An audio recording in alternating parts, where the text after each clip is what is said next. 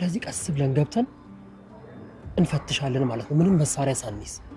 ያኔ ብሩክ መኖሩንና ለመኖሩን እናረጋግጣለን ማለት ነው። በጣም ጥሩ። ሰዎቹ በጣም አደገኞች ናቸው፣ መጠንቀቅ አለብን። እያንዳንዱ እርምጃችን በጥንቃቄ ሊሆን ይገባል።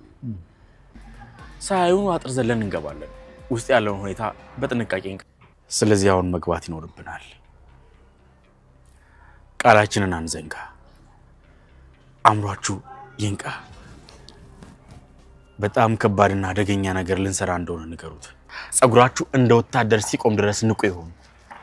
ፍጥነት ወሳኝ ነው። በትክክል። ስለዚህ ተከተሉ። ስለ መድብል የሰማሽው ነገር አለ እንዴ? እኔ ምንም አልገባኝም። መድብልና ሞገስ ከጠበቃው ጋር ብሩክ ያለበትን ሁኔታ ገብተው አዩ።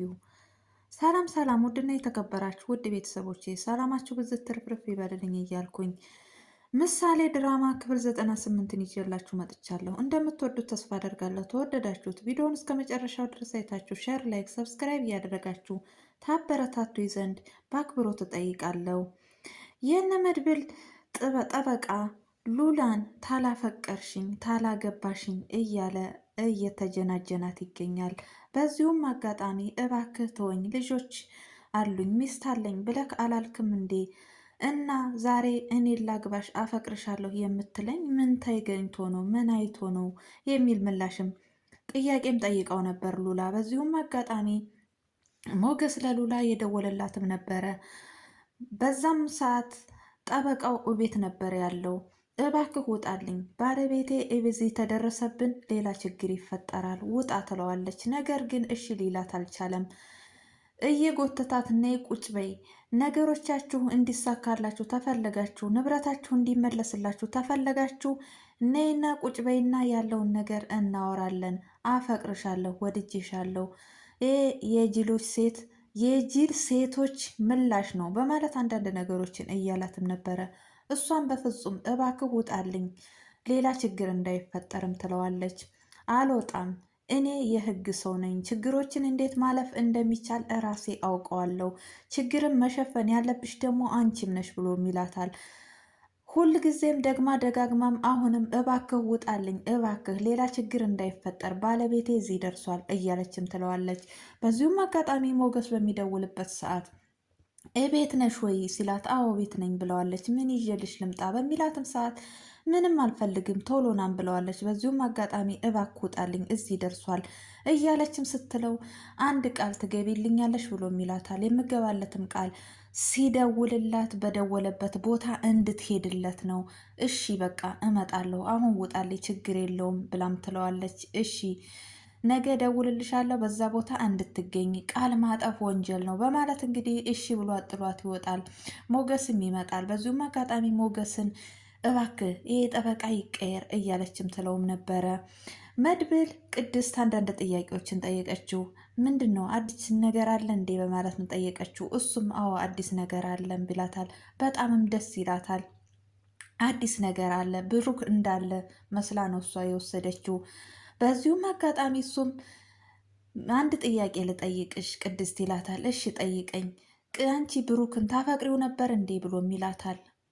እሷም እንግዲህ አዎም አላለችም፣ ምንም አላለችም፣ አንዳንድ ነገሮችን አደርግለት ነበር ብላም ትለዋለች። እስቲ ለምሳሌ ምን ምን አደረግሽለት እያለም ሲላት እንግዲህ በገንዘብ እንደረዳችውና ልጁንም ደግሞ አጥፊልኝ ስትባል ምሳሌን አጥፊያት በምትባል ተብላ ገንዘብ በተሰጠችበት ሰዓት ያንን ገንዘብ ወስዳ እሷን ምንም እንዳላረገቻትና ፍላጎቷም ለብሩክ መስጠት እንደሆነ ታስባ ነገረችው።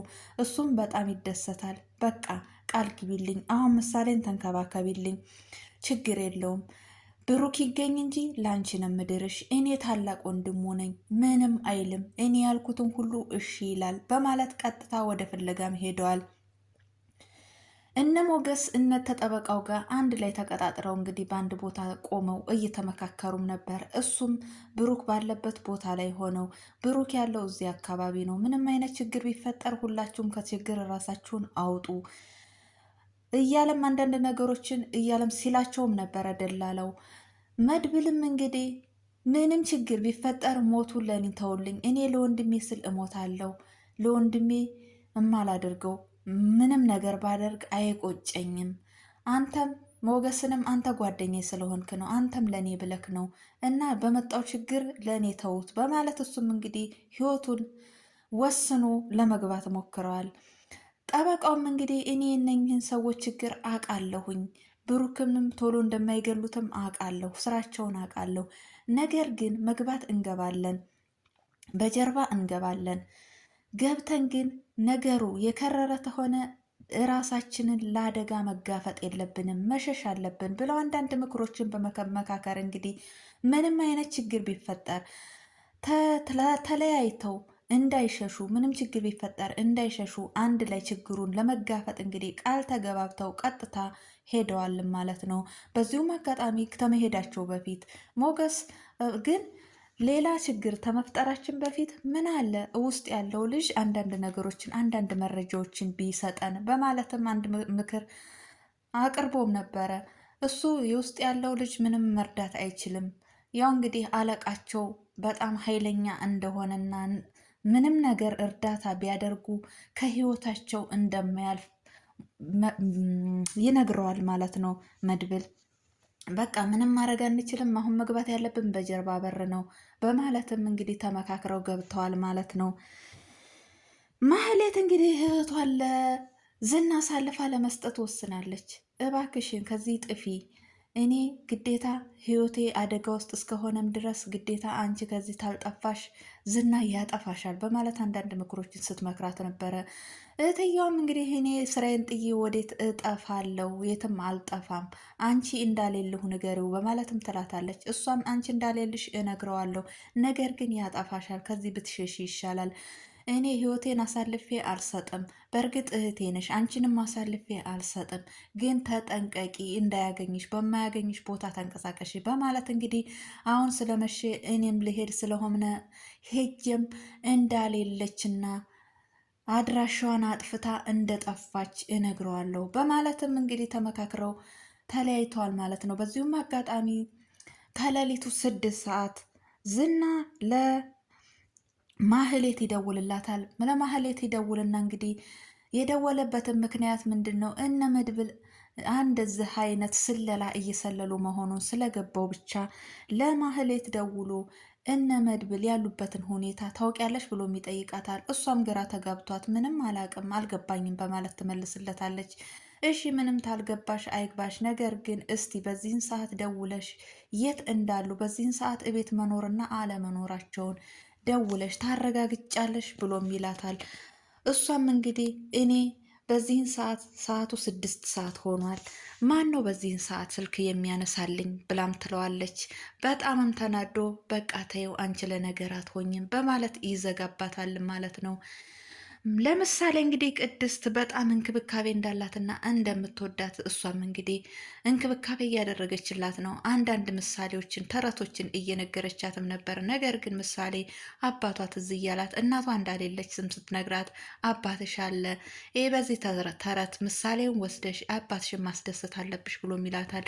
እናቴም የለችም አባቴም አልመጣም በማለት እንግዲህ እንተኛ ብለው በተኙበትም ሰዓት እሷ እንቅልፍ ሊወስዳት አልቻለም። ነገሮች ትዝ እያሉ እየመጡባት እንግዲህ እየተመላለሱባት እንቅልፏን አሳጥቷታል ማለት ነው። አባቴ ይመጣል አልሽኝ፣ እየዋሽሽ ነው። አባቴ ታልመጣ ምግብም አልበላ እንቅልፍም አልተኛ በማለት ትላታለች። ወይንም ደግሞ የሚመጣበትን ቀን ንገሪኝ ብላም ትላታለች። በዚሁም አጋጣሚ የሚመጣበትን ቀን እነግርሻለሁ በማለት ተሳስታ ሐሙስ ትላታለች። ሐሙስ እኮ ነገ ነው ስትላትም እንግዲህ በቃ ይቅርታ ሳምንት ሐሙስ በማለት ነው ማለቴ ነው ብላም ትላታለች። በዚሁም ሰዓት እንግዲህ ተያይዘው ይተኛሉ ማለት ነው። እሷም እንደተንከባከበቻትና አደራዋን እንደተወጣች ትለያለች። መድብልም እንግዲህ በመጨረሻም ለወንድሜ እሞታለሁ እንዳለ መጨረሻቸው ያገኙት ይሆን የሚለውም ጠበቃውስ ለሉላ ምን አይነት ምላሽ ይሰጣት ይሆን የሚለውን እንግዲህ መጨረሻቸው ምን ይሆን የሚለውን በቀጣይ ቪዲዮ ይዘንላችሁን መጣ ይሆናል። ውድ ቤተሰቦች ለዛሬ ይዤላችሁ የመጣሁት ይህንን ይመስላል። በቀጣይ ቪዲዮ ውስጥ የምንገናኝ ሰላም ሆኖልኝ ወዳችኋለሁ። ባይ ባይ።